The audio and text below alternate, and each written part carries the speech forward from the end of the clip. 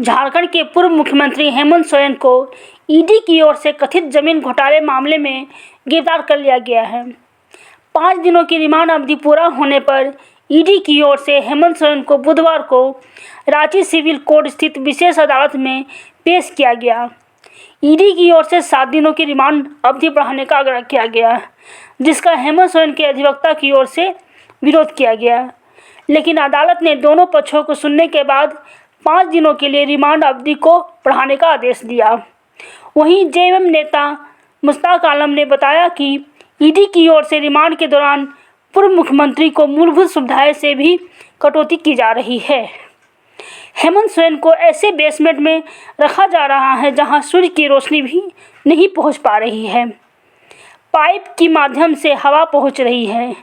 इतना ही नहीं, सोते समय भी उनकी निगरानी की जा रही है।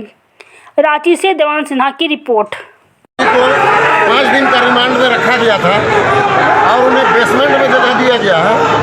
ऊपर में लाइट का व्यवस्था या धूप का व्यवस्था नहीं है। इस पर ये कर रहे थे कि इस पर बोले हैं वहाँ भी दूसरी बार कार्यकर्ताओं में संयम बना के रखने बोले हैं और होश में रहना है, जोश में रहना है, लेकिन होश नहीं खोना है। यही बात को बोले हैं।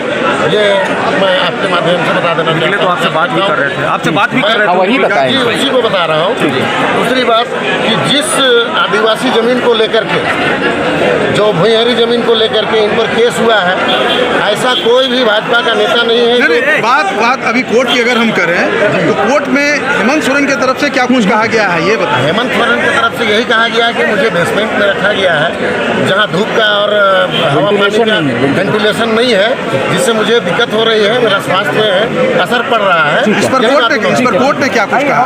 कोर्ट ने अपना फैसला वही दिया कि 5 दिन और रहेंगे। नहीं, वो कुछ भी नहीं कहा। बेसमेंट को लेकर के कुछ कहा? कुछ भी नहीं कहा उससे। बेसमेंट को लेकर के कुछ नहीं कहा है कोर्ट ने। जमीन के लेकर के एविडेंस मांगा गया था, उनके पास कोई भी एविडेंस नहीं है। ये खाली खाना पूर्ति हो रहा है और मैं समझता हूँ कि टाइम वेस्ट करने की बात हो रही है। दूसरे तरफ मैं यहाँ आपके चैनल के माध्यम से ही अपने आदिवासी भाइयों को कहना चाहूँगा कि बहुत सारे भारतीय जनता पार्टी के नेता जो आदिवासी जमीन लेकर के और कब्जा किए हुए हैं और उस पर आलीशान मकान और महल बनाए हुए हैं, सभी आदिवासी भाई अपने अपने जमीन का खाता खतियान जमा करके और इसी ईडी के कोर्ट में जा करके डेली 500,000 की संख्या में जा करके आवेदन दें कि मेरी जमीन का भी लूट हुआ है विभिन्न नेताओं के द्वारा। इन पर